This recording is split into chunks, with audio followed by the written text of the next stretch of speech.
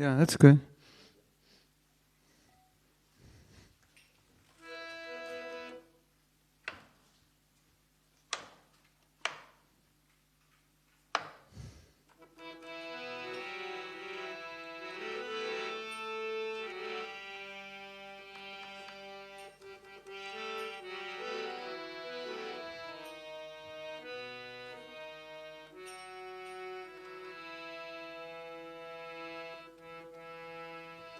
Jaya Radha Madhava Kunja Bihari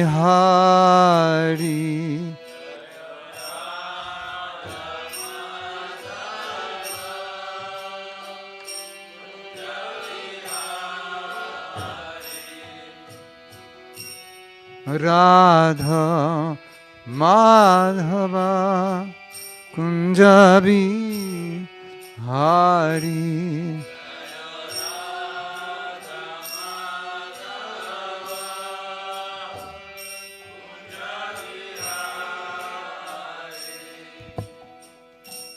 Gopi Janava Nava Giri Bharadhari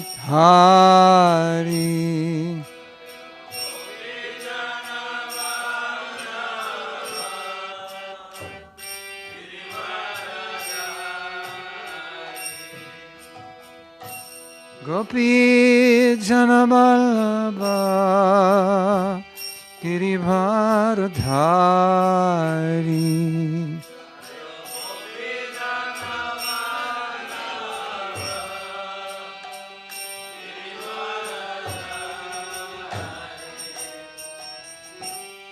Yashodhanandana Bhaja Janaranjana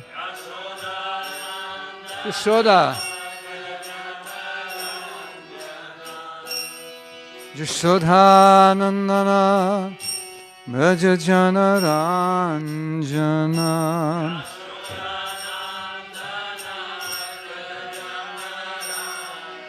Yamunatira Banachari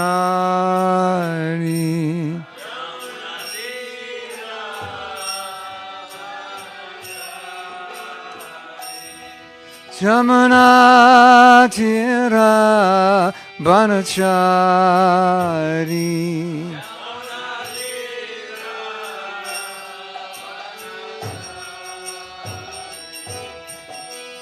Radha Madhava Kunja Bihari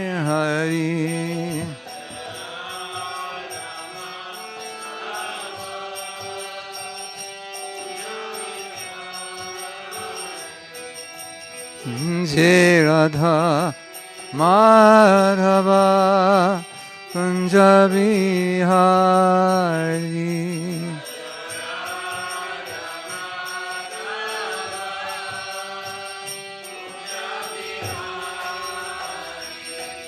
Gopi Janaballabha Giri Bharadhari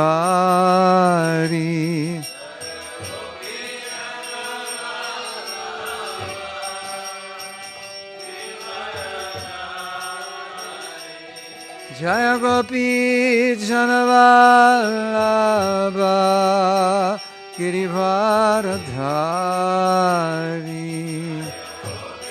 Janaballabha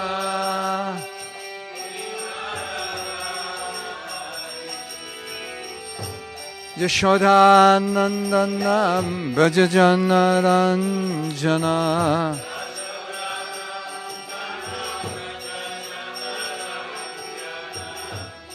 Yashodhanandana Bhaja Janaranjana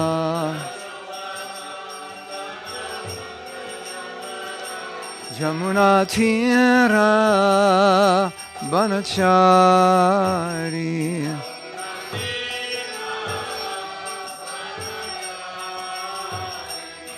Yamunatira Banachari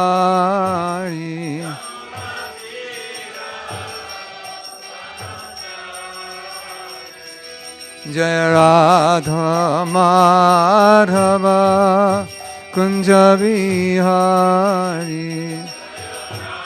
Radha Madhava Jaya Radha Madhava Kunja Vihari.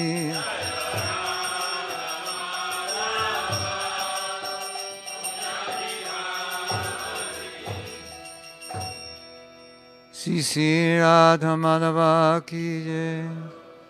Grantaraj Srimad Bhagavatam ki jai. Nitai Garupamanandi. Om Namo Bhagavate Vasudevaya.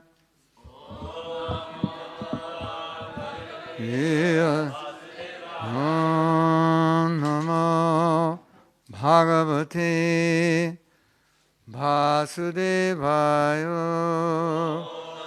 Namo Bhagavate Vasudevaya.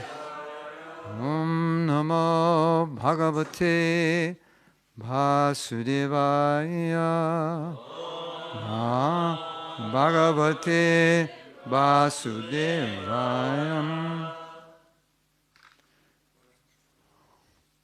We're reading from the 9th canto, chapter 10, text 13. The pastimes of Lord Rāmacandra.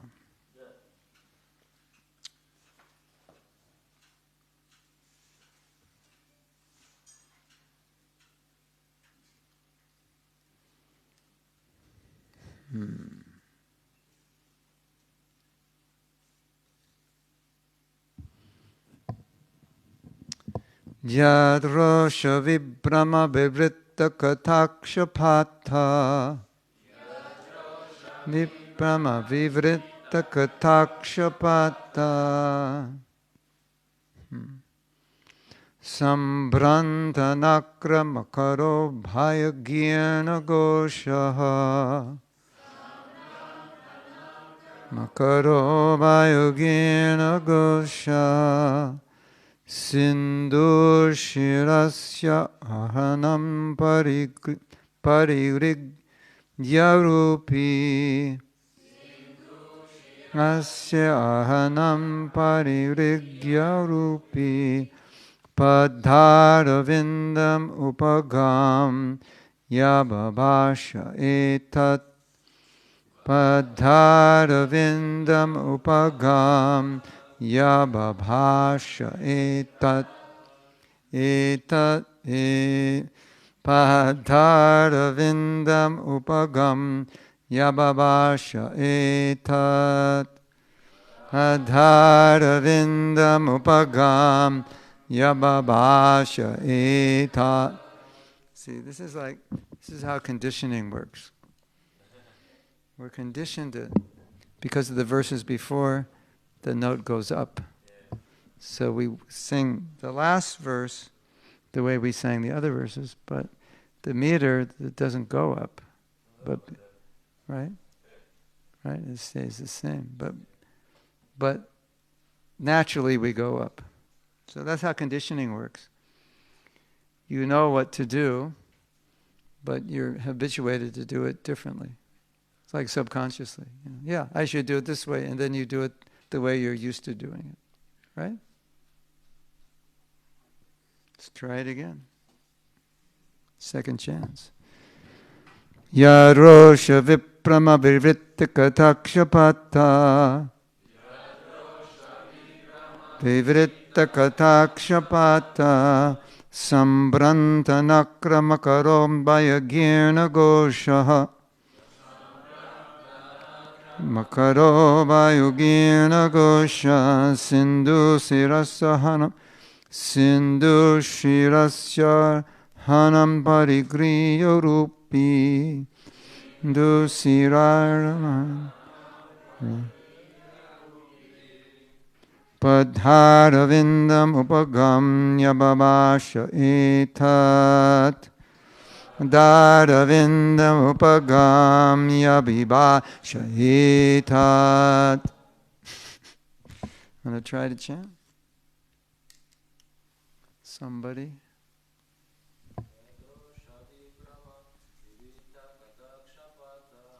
Yarosha vipama vivritta katakshapata Sambrantanakramakaro Bhayagirna Goshaha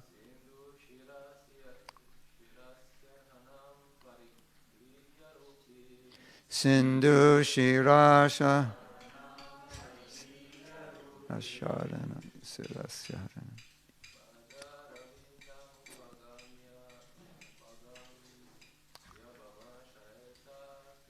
Padharavindam upagam yabhivasha etat.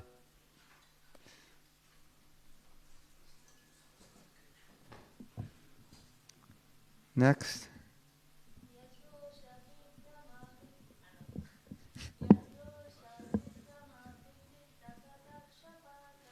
Yarosha vipama vivritti katakshak bhashpata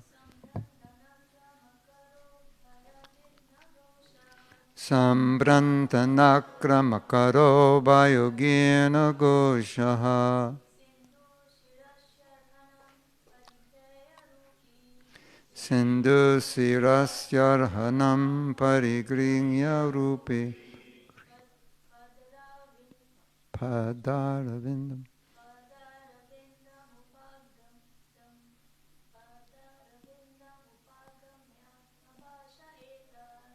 Padaravinda upagam yabhivasha etat.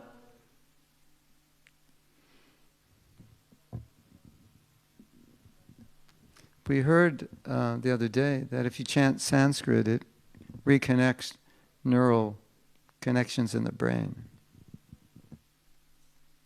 Just as an interesting side point. Okay, so we'll do the word meanings. Yat Rosha, whose anger, Vibhrama, induced by, Vibhrita, turned, Katakshapata, by the glance, Sambranta, agitated, Nakra, crocodiles, Makara, and sharks, Bhayagirna Goshaha, whose loud sound was silenced through fear. Sindhu, the ocean, Shirashi, on his head, Arhanam, all paraphernalia for worshiping. Worshiping the Lord. Yeah. Parigriya,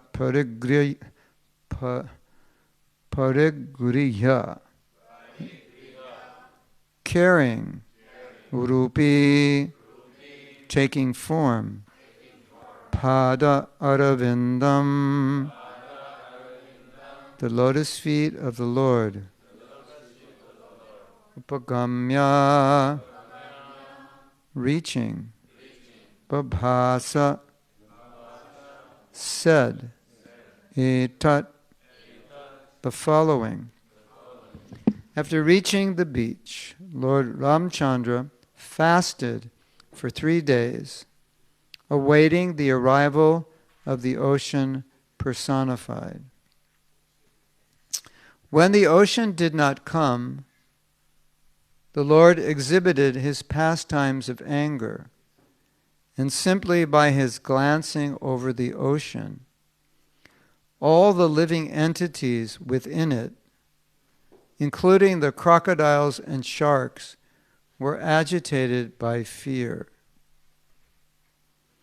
Then the personified ocean fearfully approached Lord Rāmacandra, taking all paraphernalia to worship him.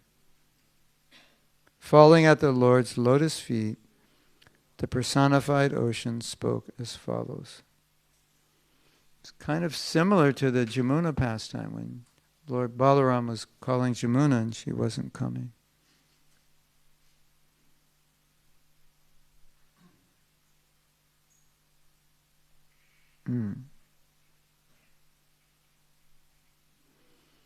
So Lord Rāmacandра's anger was so hot it heated up the ocean and agitated the ocean. So this is text number 14. All right, I'll read the Sanskrit. Natvam bhayam jara divyana vikama bhumam kutostamari purusham jagatam adisham yat satvata suraganna rajasa prajesha manyoscha bhuta pataya sabhavangan guneshaha.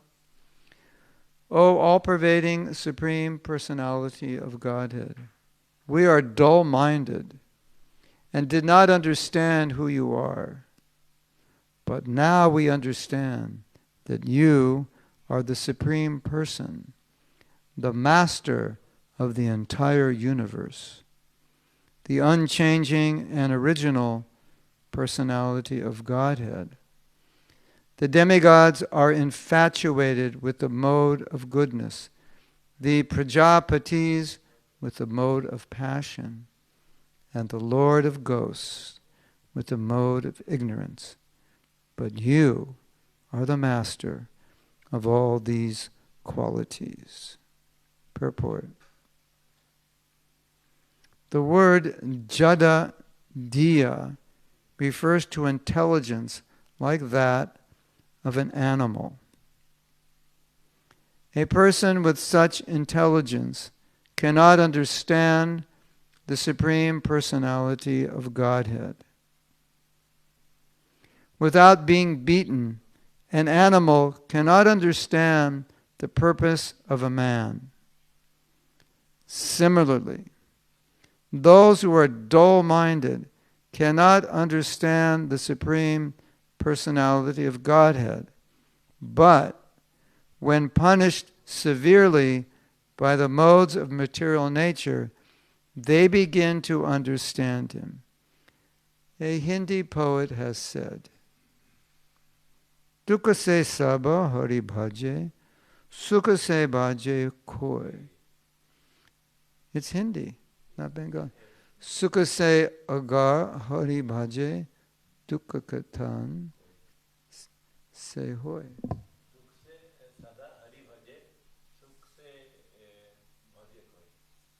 Bhaje koi. Sukh se agar hari bhaje, dukh. What's that?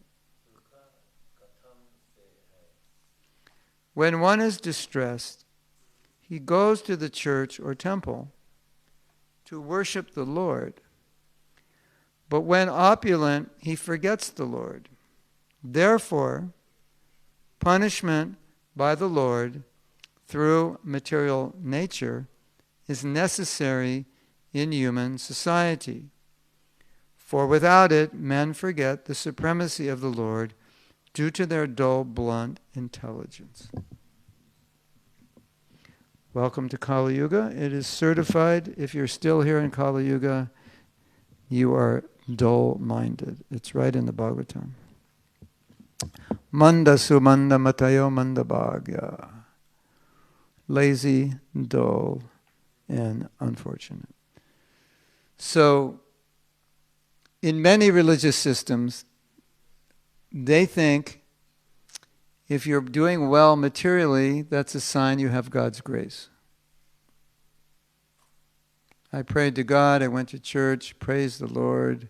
I got a letter in the mail, 5,000 euros. Praise the Lord, hallelujah. In the Hare Krishna movement, a devotee says, I got a bill in the mail, 5,000 euros. Praise the Lord. He's taking everything away from me.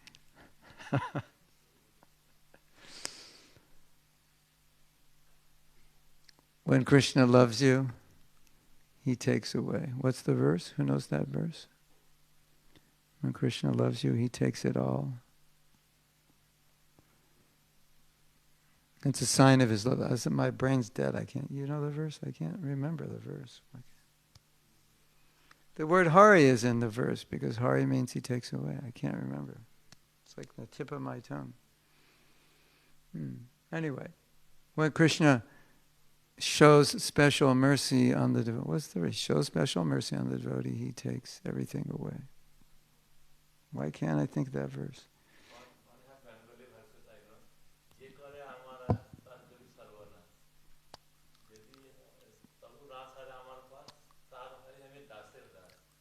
When he loves you, he destroys everything. When serving to Krishna, somebody, so I will make all the things. Then he will be fully surrendered to me, and I will become a servant to my devotee. Oh. When the devotee fully surrenders, Krishna will become his servant. Yeah. So, Yad anugranami harishe taddanam shanai. To show mercy on you, I take all your dhanam, your money. Yeah. If you want to be rich, don't join ISKCON. Well, most of us came with no money. It was already taken away before we got here. Anyway,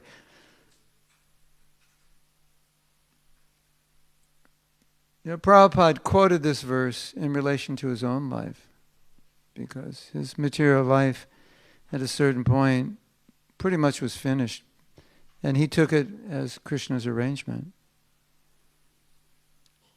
Prabhupada once said that in his astrology, it was predicted he would be one of the richest men in India. He said, by the mercy of my Guru Maharaj, it didn't happen.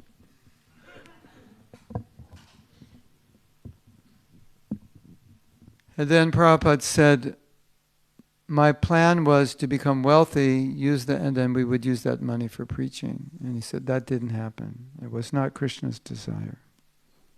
Could be for some people, but Krishna had another desire. And so Prabhupada quoted that verse in his own life and said that, like Parikshit Maharaj, by some arrangement he was cursed, but it was a blessing. And so Prabhupada said similarly, my position was similar. But Prabhupada's position is a little different than our position. What Prabhupada is saying in this purport, I'll try to elaborate on it. So, a conditioned soul is in this world to enjoy, to put himself or herself in the center. And the interest that a conditioned soul has in God, generally for most of them, is how God can serve their desire to enjoy. That's basically it, I sometimes say people have religion as an insurance policy. You've committed a sin, go to the church. It's your insurance policy. You won't have to pay for the sin. We've got you covered. Just like you get in an accident, the insurance company pays for it. You commit a sin, the church will pay for it.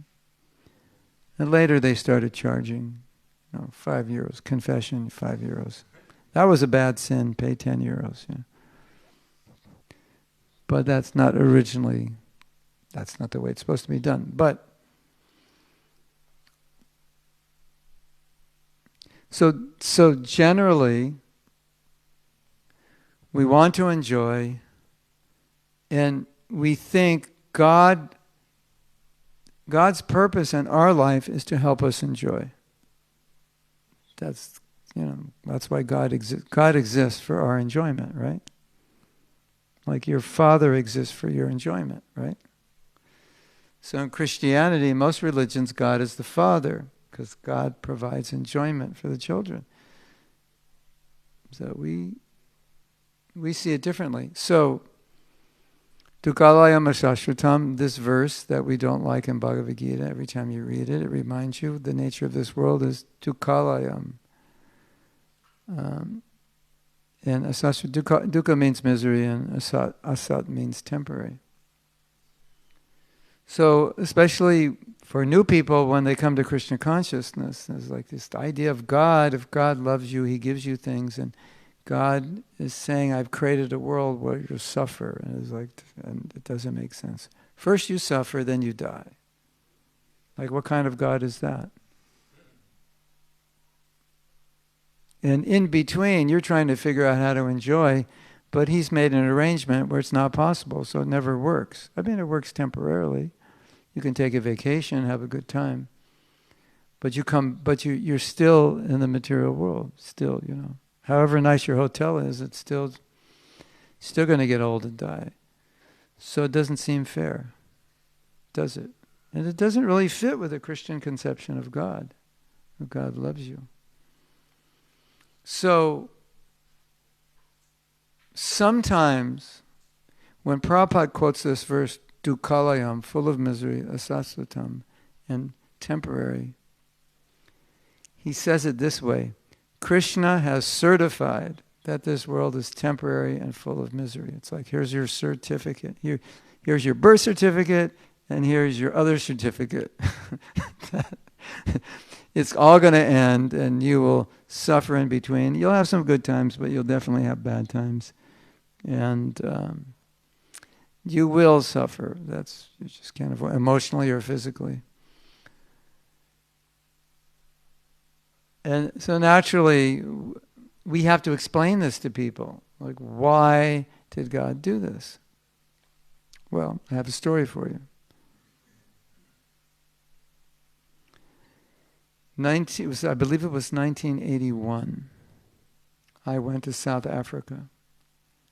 In 1981, I believe South Africa was the third wealthiest country in the world. This was during apartheid.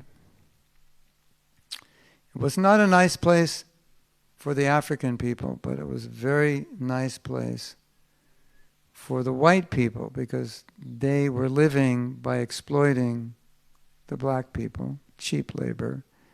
And the whole city of Johannesburg is one big gold mine.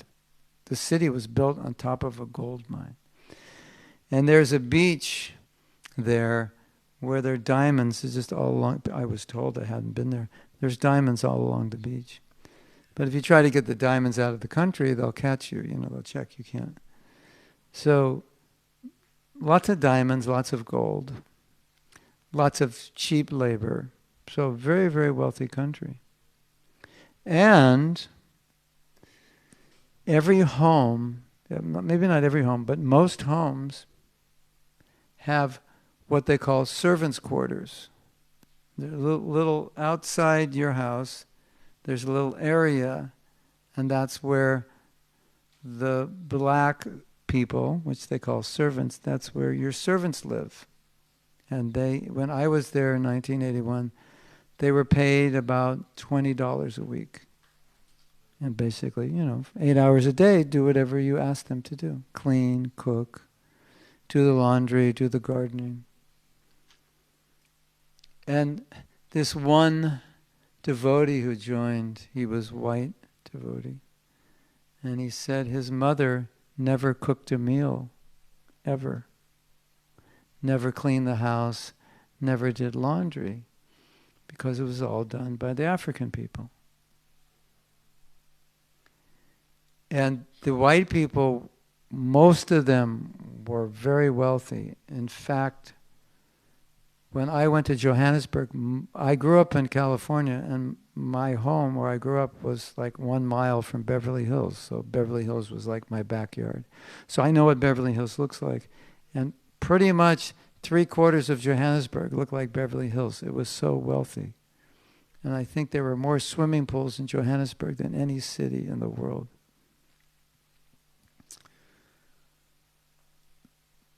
And a lot of people had come from the UK, and we would see them on Sankirtan. And we would say, how do you like South Africa? And every single one would say, it's paradise. That was their line. That's all. Every person said, this is paradise. Lots of money, just opulent in every way. So they invited me to go to South Africa, and they said, but it's very difficult to make white people devotees, and when you make them, they don't stay. And I thought, you must all be in Maya. What's wrong with you? So when I went there, I found out that they were spoiled, that their life was so nice that it was extremely rare that a white person would become a devotee. They were basically spoiled with servants and wealth their whole life. And the schools they went to, the public schools were better than private schools. They were really taken care of. So it was true. When I went there, I think in the whole country there were like 4 white people were devotees, and eventually they all left. Well, we have one actually in Alachua. He made it. It changed after apartheid, but before apartheid, it was like very rare for them to join, very rare for them to stay. They couldn't do the austerity. They weren't used to it. They didn't know what austerity was. They never had to do it. Their life was too easy. So, story doesn't end there. Then I went to England. Let's see, about 6 months after. No, actually it was a few years later. I went to England. And you know what England's like. When Prabhupada was asked, is there hell? He said, Prabhupada was asked, was hell, is Bhagavad Gita spoken in hell? He said, yes, here we're in England speaking Bhagavad Gita. This is hell. Because of the weather. And one man asked Prabhupada, what is hell like? He said, it's very dark, it's very cold, very foggy. He said, just like England. So, I lived there for like 4 months, and I could certify it was hell. Definitely. And many people were unemployed. And because they were unemployed and it was like hell, lots of people were becoming devotees. And people would come to the temple, and we'd do programs at night, and they'd stay there at 10 o'clock. I'd say, I have to go to sleep. They just want to hear. So I had personal experience of what Prabhupada was saying. I think we all, of course, had personal experience, but I had personal experience through the lives of other people. That was extremely difficult for people in South Africa, white people. Now, during apartheid, what happened was they did affirmative action, which means that that you have to offer, most of the jobs go to the African people.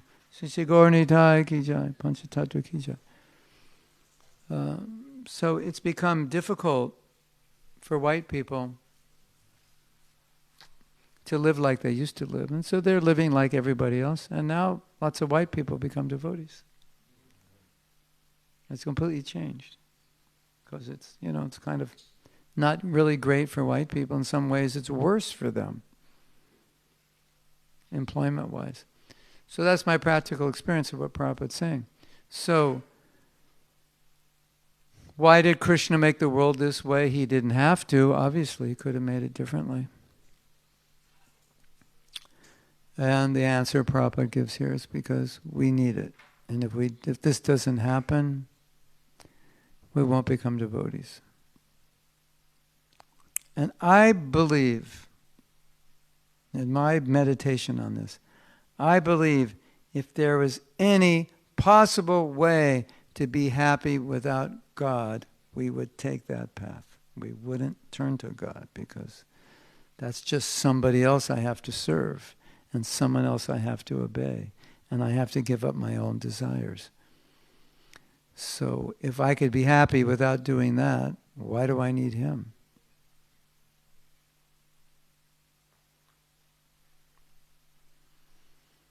So we should meditate on that reality. It's a fact. And so Krishna making the world dukkalayam asashvatam, that is the best thing He could have ever done, don't you think? You can complain, oh, my body, my mind, the weather's so bad. But actually, Krishna knew what he was doing. Because if your body didn't hurt, and your mind didn't hurt, and the weather was perfect, and you had tons of money and friends, and everything was great, you would not be sitting here right now in this temple. I would bet all the money I had that that's true. I'm totally convinced beyond any question that that's absolutely true.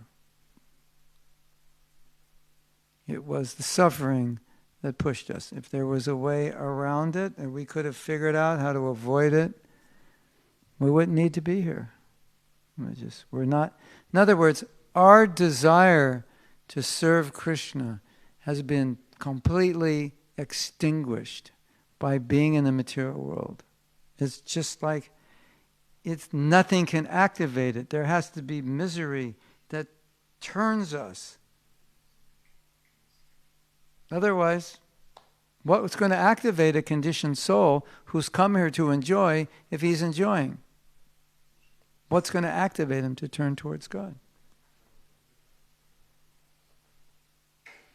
Suffering. Suffering is when people turn towards God. So, obviously, Krishna knew what he was doing when he created this world. And we just have to accept it's a perfect plan. And if there's suffering, not if, when there's suffering, we can think, well, this is ultimately, I don't like it, but ultimately it's helping me in some way. I remember, I don't know if I told you, but I was in charge of one temple. It was so difficult to run this temple that if I could have just died, that would have been like the biggest happiness and relief of my life. I'm like totally serious. It's like if Krishna came and said, are you ready? And I was like, I was ready when I took this job. That day I was ready. Let's go. It was a particular situation, not an ordinary temple. It was particularly difficult, and I don't particularly like to manage unless I have like the top, best, most qualified Paka Brahmins in the universe. Then I like to manage. Just get everybody more qualified than me, 10 times smarter, 10 times more talented. Then I'll manage. Then it's easy. Because I don't have to do anything, because they know what to do. But this was pretty much the opposite. That even after you tell them what to do, they do the opposite. So I was sitting in my office one day, and I was thinking, this is really difficult. And I'm suffering like anything. And I thought, this is really good. Because I could definitely leave my body in 1 second with no regret right now. Because I would just love to get out of this situation. And a lot of times devotees think, dying must be difficult. I don't know how I could do it. But for most people, your body is broken down. So why would you want to be in a broken down body? Right? It's like at a certain point, you're just going to want to get out of your body. So Krishna arranges it. We all think it's going to be hard. But Krishna arranges it, especially if you live long enough, like nothing works anymore. So just to get up, it hurts. Just to sit down, it hurts. Then you try to eat something, you can't digest it. And everyone's talking to you and you can't hear what they're saying. Huh? What'd you say? You're trying to read something you can't read. Like, why would you want to be in the body? So Krishna actually makes it easy. We think, this is so much suffering, my body's falling apart. And Krishna's saying, no, I'm making it easy for you. Like, why would you want to stay in the body anymore? Of course, if you're not a devotee, you wouldn't understand that, right? Replace this, replace the knee, this hip, this shoulder, that's just the heart, the kidney. Let's keep going,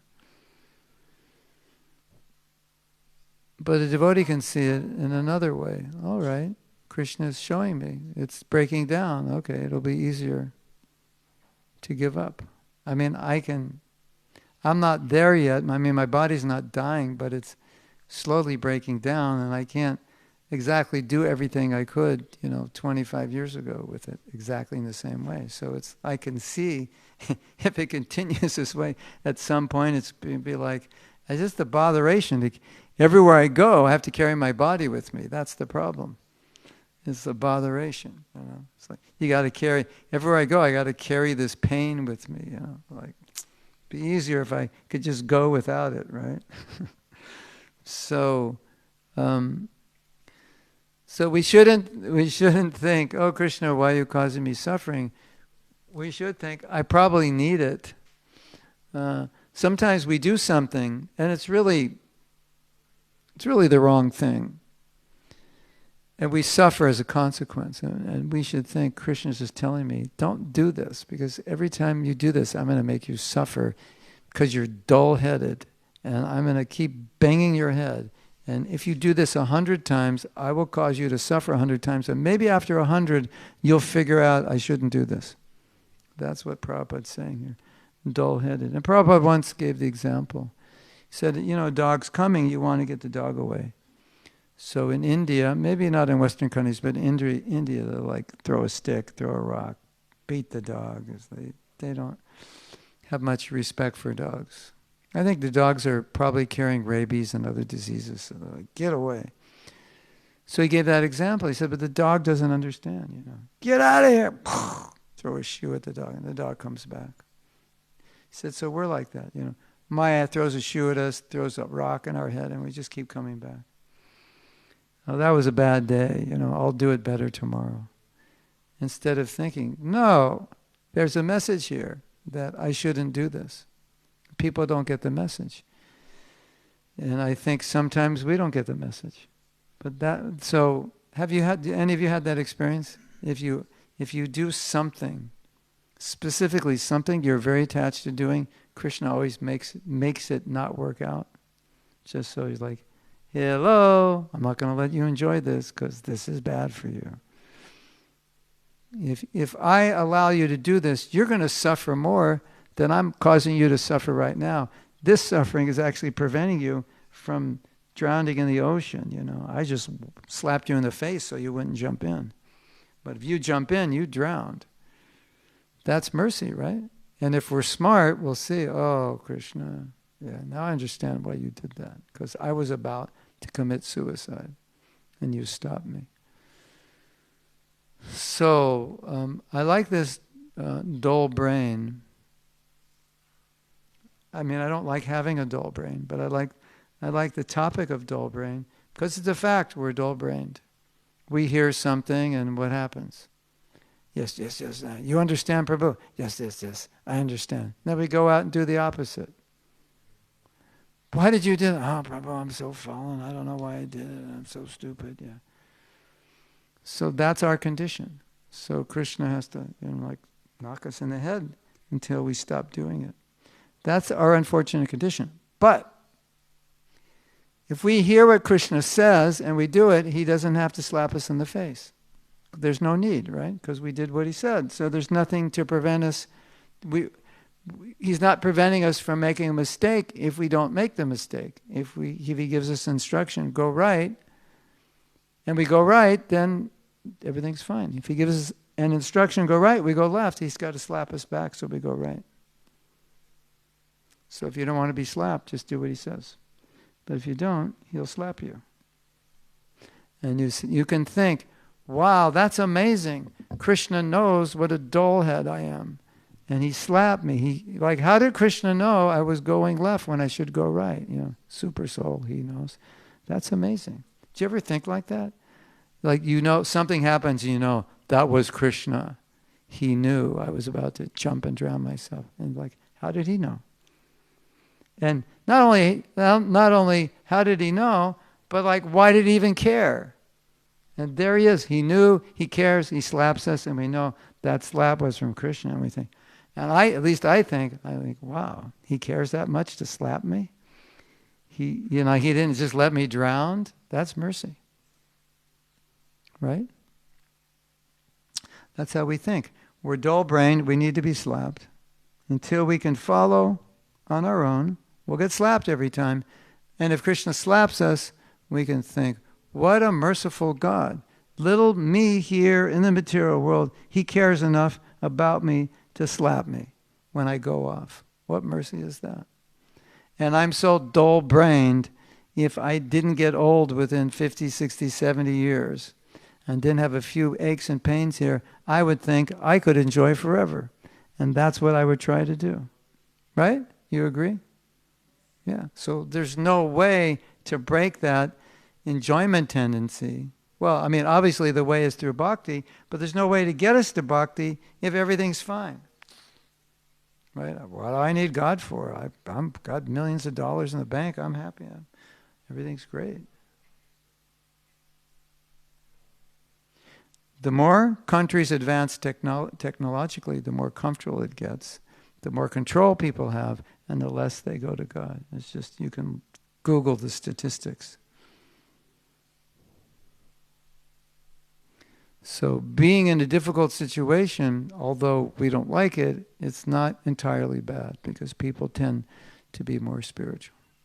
So that's what Prabhupada's saying here. We are dull-brained. We don't get things easily. And that's why Krishna he knows we're dull-brained. That's why he has to create the world like this. Hare Krishna.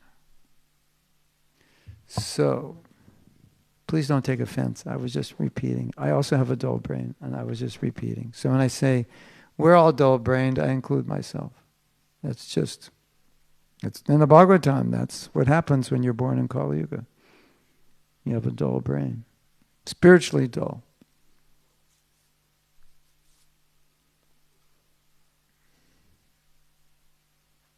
Yes, any questions? Yes. You know, it's what's the example we give? A homeless alcoholic. And he says, I'm happy. Right? That's like dull brain. That's really dull because that's entirely mode of ignorance. So if you live in mode of ignorance, you're really dull. You can't even feel the pain anymore. Yes. Hare Krishna. I would like to ask regarding this dull brain, because many times, all the time, I can say for myself, I react automatically. This machinery just, even in conversation. So is this automatically respond part of the dull brain? Yeah, you could say that. It's conditioning, but we could say we would have purified our conditioning if we weren't so dull. And part of the dullness is we don't even recognize the conditioning. And so we hear a class to do this, then sometimes we do the opposite, and then we don't even know we did the opposite. And sometimes we think we did that when we did that. So that's not dull brain. I don't know what is. Or confused brain. Maybe we have to come up with some new mental illnesses to describe this. We have our own mental illnesses, spiritual mental illnesses. So I could tell you what I've realized about this. Unfortunately, because we're so conditioned, we're going to hear something over and over and over again, and we're going to think we understand it when we actually don't. Maybe we intellectually understand it. But we don't really understand it because we don't act that way. And sometimes you can go for decades thinking you understand something and not even aware that you don't because you're not aware that you're not acting that way. So one of the things that I realized, it may not be the only solution, but one of the solutions that I realized for myself was that when I asked the question, why did it take you 40 years to finally figure out that you didn't understand this? And the answer to myself was because I didn't want it enough. It wasn't that important to me. And for me it was humility. And, humility is not like high on everybody's priority list. What's on your to-do list? Well, the first thing to do today is to become humble. How many people have that on their to-do list? So even though I was a devotee, and even though I thought, I want to be humble and so on, but practically speaking, it was not something that I was praying for and desiring. And I met a devotee once who was so humble that from that day on, I wanted to be humble. It was like it changed me. I was like, it like woke me up. I was like, oh my Govinda, humility. It's all about humility.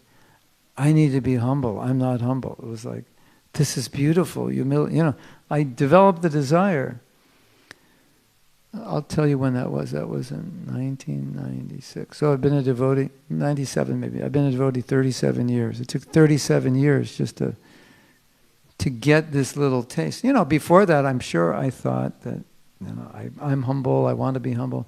But this was, I actually wanted it. And so, what I found from that point, something happened where that desire became very strong. And I found from that point, I could start to understand humility and practice it. But before that, because I didn't really want it, and I didn't know I didn't want it, because I thought I wanted it, but I really didn't.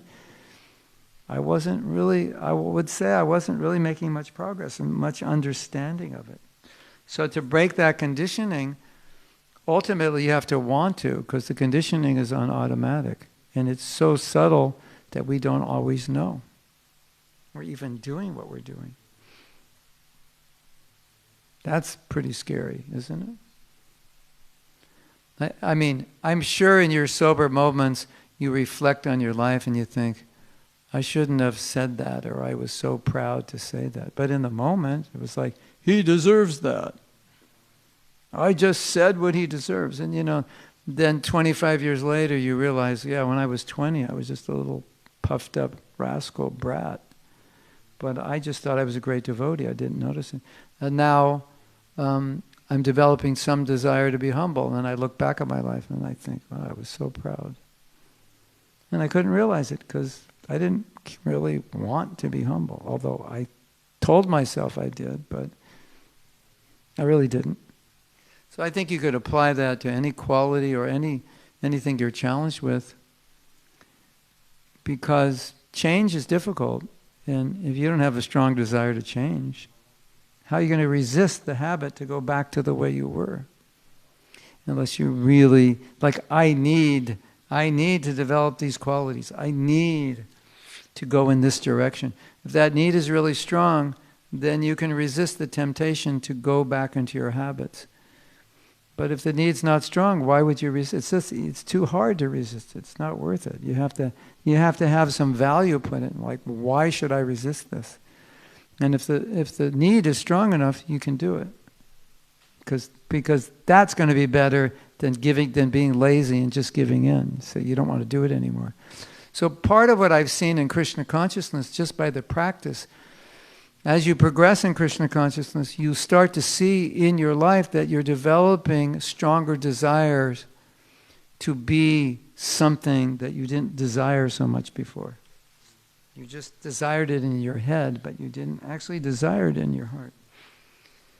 So whether it's to be compassionate or kind, or like you were talking last night, maybe to be more conscious of how I'm affecting other people, whatever it is, it's usually some point in your life you wake up and you think, oh, I'm like this and that's not good. I don't want to be like that anymore. And then you develop this desire and then you start improving. And then it's actually quite easy, I find. Because you're kind of sick of that self.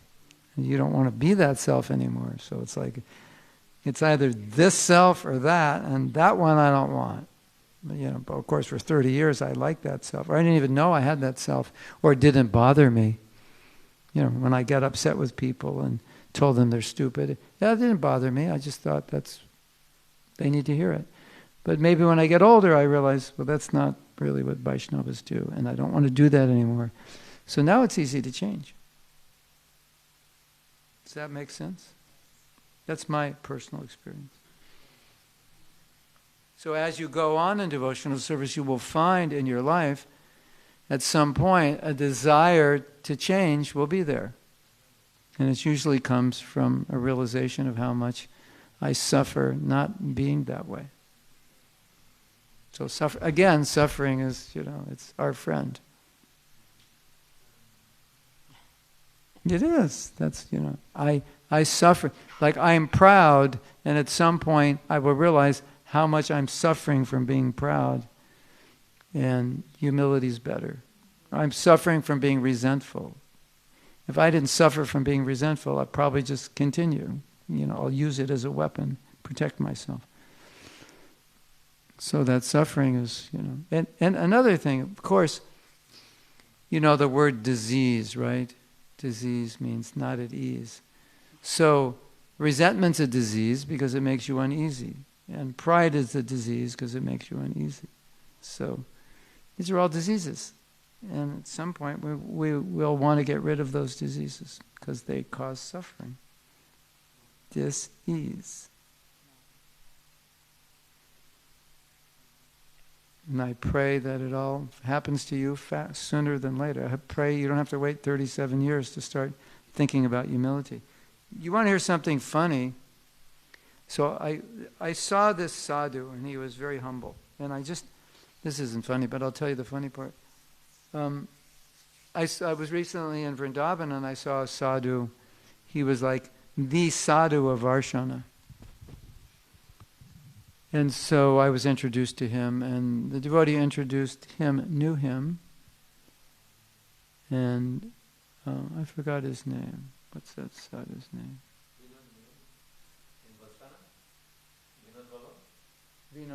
Vinod Bihari Baba. And so, something like that. And so, So this devotee said, this is Mahatma Prabhu, and he's a disciple of Prabhupada, and he travels to different countries. And, he chants, I was told he starts chanting at 3 a.m. and just sits straight till 3 p.m. something. And then I guess he comes back to reality and takes prasadam or something. And you know what he said? He said one thing to me. He said, "Please bless me." I was like, oh my God. And just like, you can't get that from reading a book. You should be humble. You can't get that transformation. So sometimes in our devotional life, from practicing Krishna consciousness, our heart's getting softer, softer, softer. And one day, one class, one person, one exchange, one sadhu, something hits. You're like, oh, I want to let this resentment go. I actually desire to be humble. Whereas I never really desired it because I thought, we think, if I'm humble, then I'm down, I'm last in line. Isn't it? People take advantage. And I'm an ISKCON, I'm upward mobile. I want to be the leader in 10 years, in charge of this and that. If I'm humble, I'll always be washing the pots. So we have these ideas, right? So what happened is really interesting. This is probably a psychological phenomena. I'm sure it is. I don't know the name of it. Maybe it's cognitive dissonance. So anyway, I thought, when I saw this first sadhu, not recently, but when I saw this first sadhu, something happened, something just came over me. And I thought, humility is the essence. This is it. And then the next thought was a really weird thought. And I didn't know it was a weird thought. And I was thinking, humility is so important. Why didn't Prabhupada talk about it more? He should have talked about it more. It's so important. Here comes the funny part. So I went to the Vedabase, and you go to the Vedabase, you put in the word humility, and you'll see how many times it comes up. It was like 5 million times, No, nothing comes up, but it was like, thousands and thousands of times.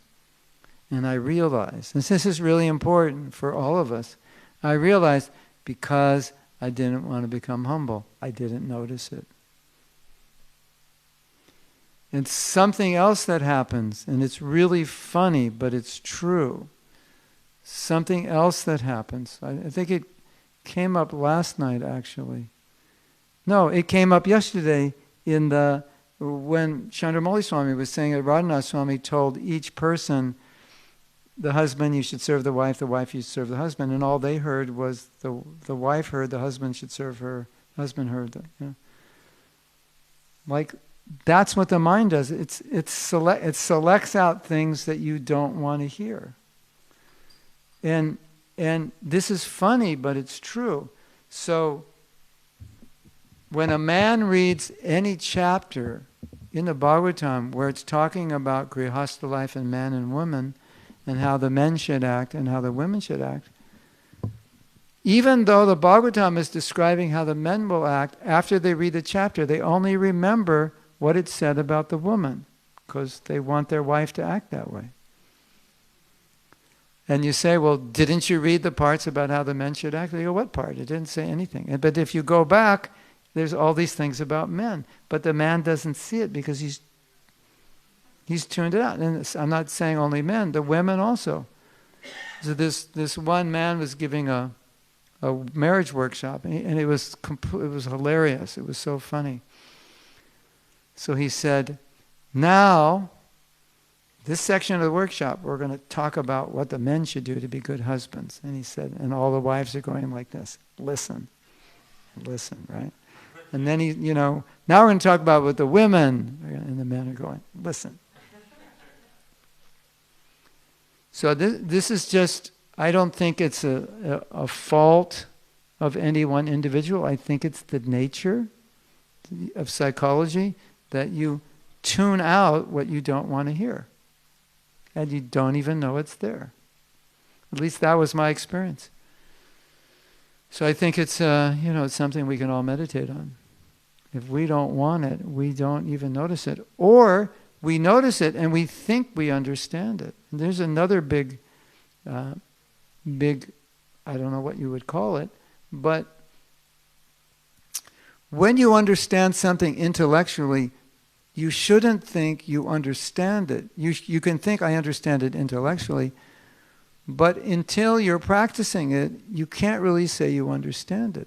And so often, at least in my life, I thought I understood something only because I understood the concept. So if you want to teach a class on humility, just go through Prabhupada's books, Google, go to Vedabase Humility, get all the quotes, read them, and you can explain it. You can explain the whole concept. If you're, smart, a good teacher, you could explain it all. It doesn't mean anything wore off on you at all. It just means you've understood. You've analyzed it. You completely, this is what humility means. And at the end of the class, people are going, wow, that was a great class, and you become proud. I'm so proud of the class I gave on humility. It was the best class, I think, in ISKCON that any devotees have ever heard. At least that's what they're telling me, Like that, right? Could that happen? Of course it could happen. So this is an important thing for us to ask ourselves, okay, I understand it theoretically, but do I actually understand it? Do I feel it? And do I act it? So this is just part of what it means to become Krishna conscious. You're going to understand it first in your head, and you could often make the mistake that you think you understand it, when it's just conceptual, right? That's just my experience, and so, as probably most of you notice, I focus on practical application in my class because of this, because it's easy not to. It's easy to just get the theory and not take it and put it into my life. And it's easy not to notice that I'm not doing it in my life. That's kind of dangerous. If you think you know it and you're not doing it, then how are you ever going to do it? And someone may even tell you, you should be more humble. What do you mean? I understand humility. So, those are my two realizations in relation to your question. I guess it's cognitive dissonance. You think you're doing one thing, you think you're doing it, but you're not. One devotee who's I guess you could say she's a psychologist, she's a coach, a counselor.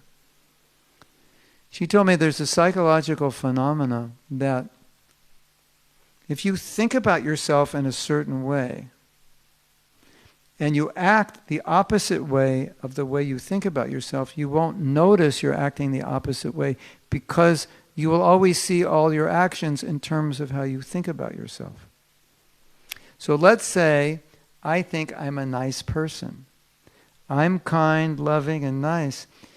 if I'm not kind, loving, and nice, I don't notice it, because I only notice that I'm kind, loving, and nice. You notice that I'm not kind, loving, and nice because you don't know how I'm feeling. You only know what you see me doing. Right? Isn't that interesting? Can you relate to that? Like you can actually do the opposite of what you want to be because you feel you are this kind of person, and this kind of person wouldn't do that, and so you don't realize you're doing it. That's pretty scary, actually, if you think about it. And that's why sometimes you'll say, Prabhu, you shouldn't do this, and the devotee will say, I never do that. And you're like, you always do that. No, I don't, I never do that.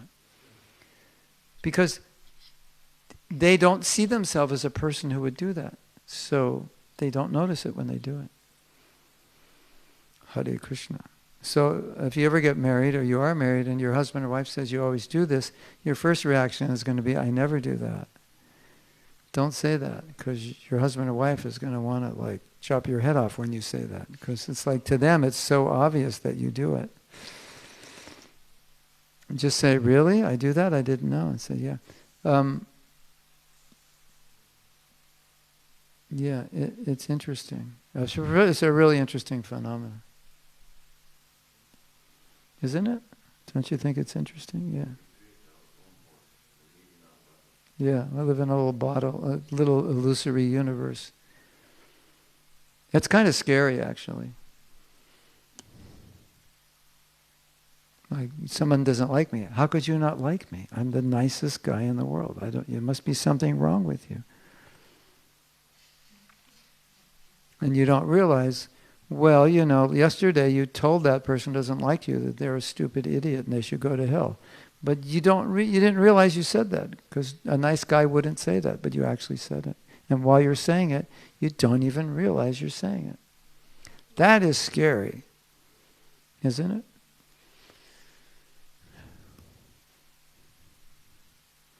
And someone said we don't need psychology, right? No, that's why I don't believe it. Because this is really important to understand. You have to understand yourself, and you have to understand yourself, you have to understand how your mind works, how you lie to yourself, and so many things, you know.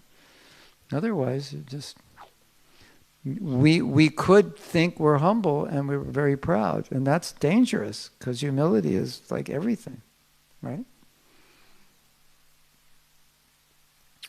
Hare Krishna. Anything else? Yes.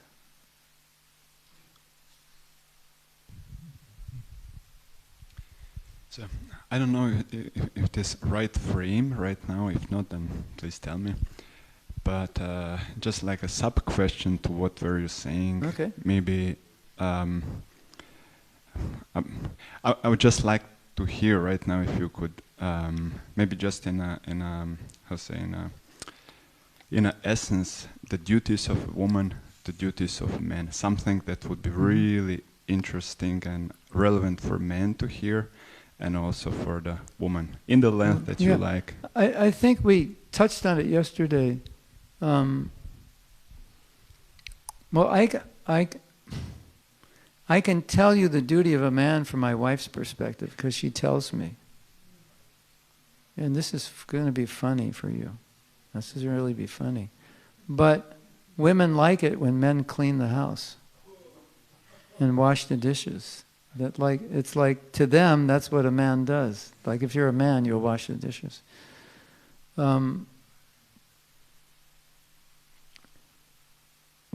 Women expect men to do difficult things, like things which are heavily ridden with anxiety, or things which are complicated for them.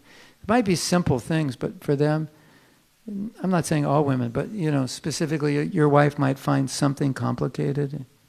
You know, maybe like paying bills or something. So you're the man, you should do this. You know, you're like, obviously if the car is not running, most men know more about cars. They expect you to do the man things, you know. So what women don't like is when the man become a little bit too much like a woman. Being a little bit like a woman is fine. It's good, actually. More sensitive, you know. You won't dress like a slob. be clean and neat. So that's good. But if it's too much, when the difficult things come, you say, you do it. You're the man, you do it. You do the tough stuff. So that's, and they want to feel like they don't have to worry because you'll take care of it. So, I think one of the easiest ways to answer this question is just learn what it means to be a man. Because a woman wants to marry a man, just like you want to marry a woman, right? You don't want your wife to be like a man, because then it's like, yeah, why do you need a wife who's like a man? You have enough friends already, right? So that's just my experience. A man wants actually a woman for a wife, and a wife actually wants a man. And there's cross areas, gray areas, because we all have male and female in us. So a man doesn't always want his wife just to be like so feminine she can't do anything, and you have to do everything, I can't do it. No, not like that. And like I said, and a woman likes feminine qualities in a man as long as they don't dominate, and he's just like, I can't fix the car, you fix it. Like my wife, she hates to put gas in the car, or petrol, she hates it. So like when we go out, she's like, yeah, I feel so good when you put gas in the car. Like, whatever. That's just, I don't know. I don't argue with it. I just go, okay, that's what men do. They put gas in the car. Or they do the man things. So rather than just have like a list of duties, I think it's better, it's just like what makes your wife happy, and she thinks what makes you happy. And that's just what you do. And it's usually going to be male things and female things, mostly. And so, my wife used to tell me, she would say, it makes me so happy if you fix something that's broken in the house. I'm like, okay. If it's that easy to make your wife happy, get out the screwdriver and, screw something back in, because she doesn't know how to do it, or she's not good at it, or she doesn't like to do it. So it's like you don't try to figure it out. It's just like, okay, that makes you happy. I'll do it, And then I'll fix something. I'm not good at fixing things, but some things I can do. And every once in a while she says, you could never fix that. And I'm like, that's the thing I'm going to fix. So I fix it, and she's like, oh my God, I never thought you could fix it. And she's like, so it's like, deposits, you get. It's funny. I'll tell you something really funny. The people who have analyzed male-female relationships say that, but it's true of any relationship. Every time you do something positive, it's like putting money in the bank account. Every time you do something negative, it's like taking out. So the relationship gets worse with every fight, with every criticism, and it gets better with every appreciation or thing you do to satisfy the partner. And they say that for every negative, you have to do 5 positive to get to 0. Because the negative it hurts the relationship so much, you'll have to do 5 things to get it to 0. And so what men think is, well, if I do one thing that's really good, it'll be as good as 5 things, right? But it doesn't work that way. So if you want to buy your wife a dozen roses, I suggest buy 1 a day, because then you're doing 12 things. But if you get 12 roses, you don't get 12 points, you get 1 point. But if you bring 1 rose a day, you get 12 points. Even if you buy her a Mercedes-Benz, and you think, okay, that should be worth 1,000,000 points, it's 1 point, it's one thing. Maybe you get 5 points for that. But it's not as many points as you think you're going to get. Yes? But who is guarantee you that you will get 100 points? I mean, you can give, yes. He's saying, well, I'm not guaranteed that she'll like what I do. Yeah, no, it's like you said this example now, and in this example you guarantee that you will get 20 times more credits. No, you won't. There is no guarantee. No, I didn't say that. I said you won't get it. You only get, you'll do 20. You'll spend 20 times more money, but you only get 1 point. because it's one act. But how can you guarantee that you will get 20 points with giving 20 roses? Because yeah. then, Well, as long as she likes roses and they're the right color. If she doesn't like roses and they're the wrong color, you'll get minus 20 points. Yeah, because what I see, like today example, and most of the examples on the lectures of Srimad Bhagavatam and Bhagavad Gita is that there is not line between criteria of objectivity and subjectivity. Okay. Like Prabhupada is all the time, if I understand correctly, saying things objectively. But here, when we have then commentaries on commentaries, like lectures, we are all the time very subjective, because some of the things should be like those objective. Are details. Yeah, those because are details. what happens, what is my experience here is, when you say like this temple room is not clean, then it will be like, Prabhu, you're criticizing, come on. And if you say this to the one who is in charge, it's like, what's wrong with you? You're so critical, you know. So how to put also this criteria in devotional life? What's objective and what is like subjective? Well, it's hard not to be subjective because we're all individuals, right? Well, if you, what I would, I'll give a kind of, take it maybe to another level. We want to please devotees, right? So let's say you look at the temple and by your standard it's not clean, right? And I'm the temple president and my standard it's too clean. It doesn't have to be that clean. We took too much time. And you know that. And you know we have different standards, right? And so you have to think, okay, if I tell Mahatma Prabhu the temple is not clean, maybe he'll feel offended, you know. So I'm just going to clean it where I think it, you know, I don't think it's clean because there's dust on all the frames, right? So I'll just clean it and then I'll keep the relationship.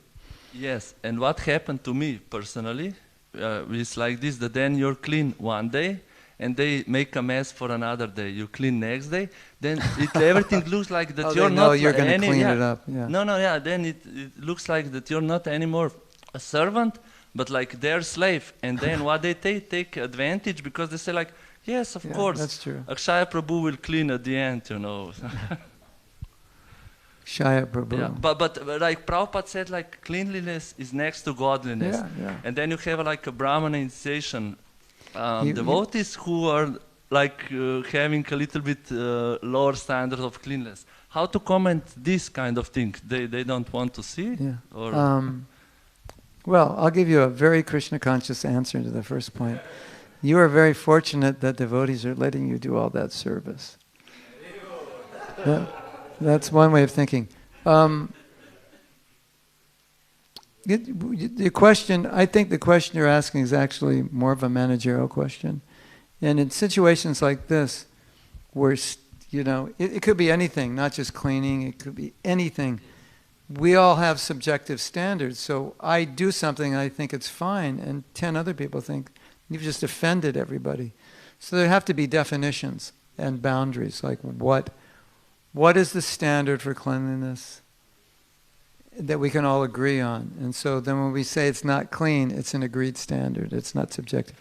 That, I find this, it's very common in Facebook groups. Someone says something that offends others. Was it offensive or not? Well, we have to establish a standard. What's allowable in that group? Maybe it is offensive, but until we establish it, who can say if it's offensive or not? Until we all agree, we will only say these things and not these things. I think that's the easiest way. Otherwise, you just argue because you have different standards. Does that help? Because you want to do something so there's not friction between devotees. So if you can create policies that would prevent friction, that's good. Yeah. I mean, it makes sense what you were saying. Yeah. The only thing is like that they say that history is repeating. So from the first day of this temple, I think the story is repeating all the time, and that's why we have such a much fluctuation of like devotees coming and going out. Because at the end, what I got instruction from the senior devotees is like, Prabhu, don't get so much into it, you know. You just take what you want from them, you know, like get initiation, then go with your life spiritual and don't bother, you know. You just come here for like till you get initiated. Yeah, no, before you initiate, you have to do everything. You have to be quiet. Now that Ananta knows then that, after no one's going to get ininitiated now, because everyone will stay. It's Ananta, 7 years for initiation, if you're lucky. If you're lucky. Yeah, I think that initiation you get by if they need you, you know, if they need more Brahminical initiation, you got the Brahminical initiation. There's a lot of problems, and they obviously need to be discussed, you know, because anything that doesn't get discussed, you know, for any organization, religious or otherwise, things tend to be the same if things kind of more or less go on.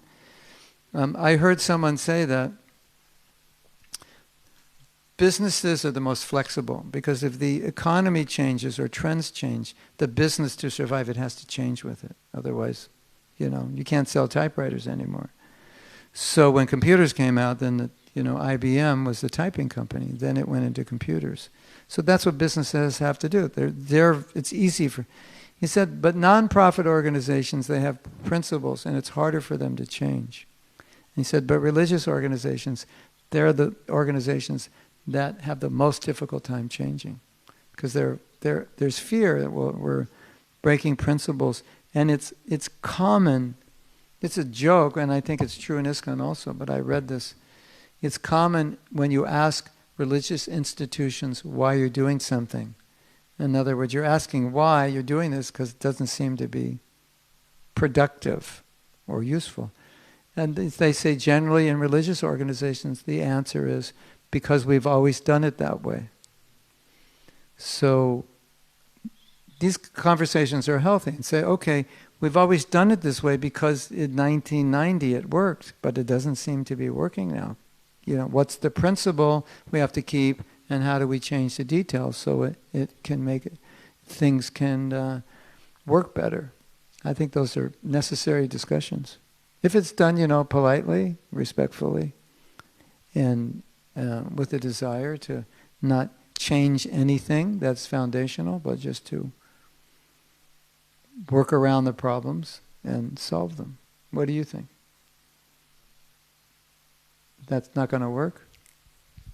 I think that everybody is more smart than me, so I have to listen to them, and if I don't agree, I should go away.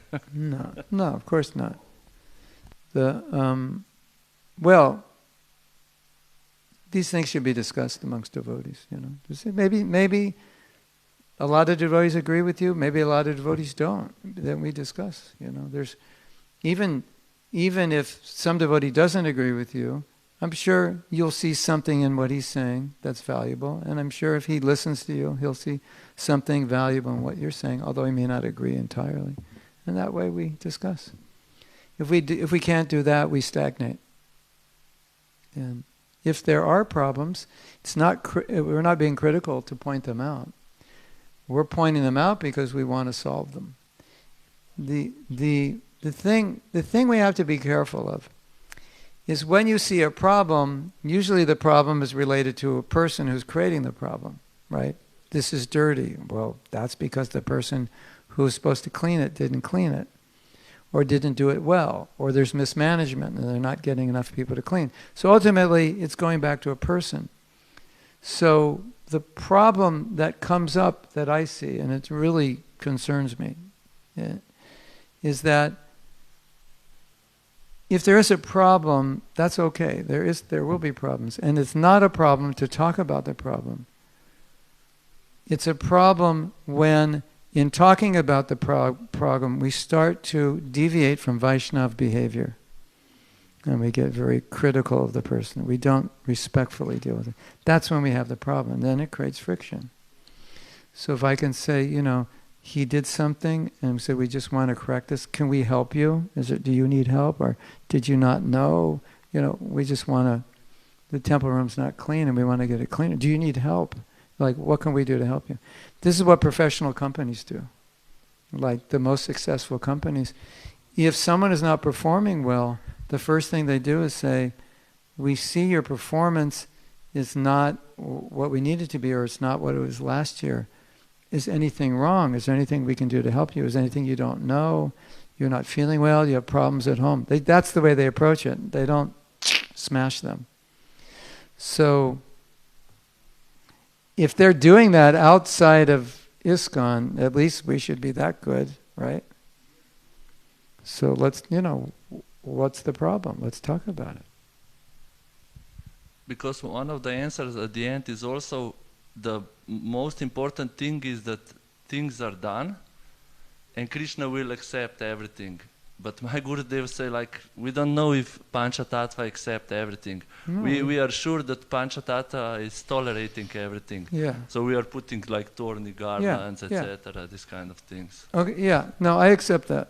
It's a valid point. So then the question is, how can we raise the standard without offending anyone and not creating friction amongst the devotees? That's to see what needs to be done is a lot easier than keeping good relationships and communicating to people who are responsible for that, how to improve it without them feeling you're envious, without them feeling you're criticizing them. But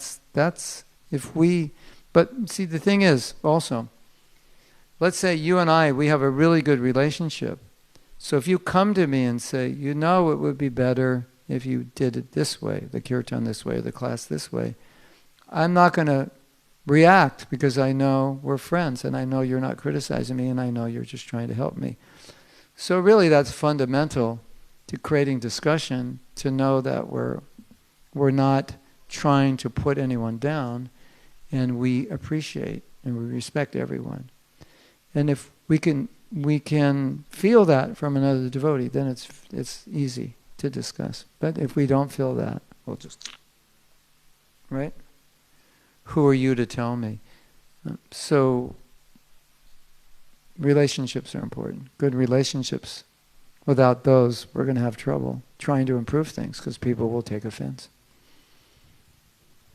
You have that experience? I have this experience. So the first time they were all smiling to me, they were very nice there. Then I spotlight some of the things. Now they are like afraid of me, or they're saying bad things about me, etc. So yeah, well, you also have to learn how to, maybe you have to learn better how to present it, so that they feel you're not trying to criticize or put them down. Yes. Like, if I'm not doing something well, and I know someone who cares about me, tells me, it's very positive. Oh, thank you for telling me, I didn't know that. And they'll say, well, I'll help you improve it. Wow, that's wonderful.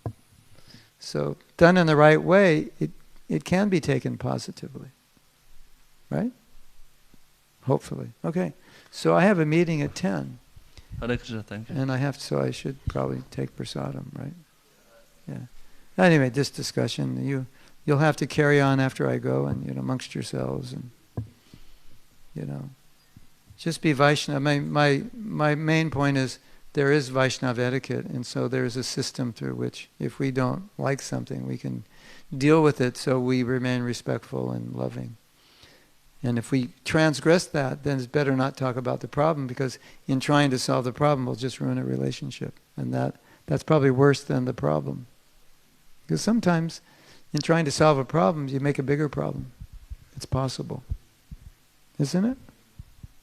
Yeah. It is like this. But you don't want to have a relationship with one who is making you problems, or yeah, exactly. Or who doesn't have a standards like yours or something like this.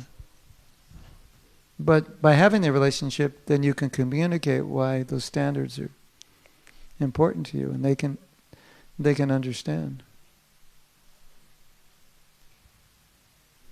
Okay. Hare Krishna.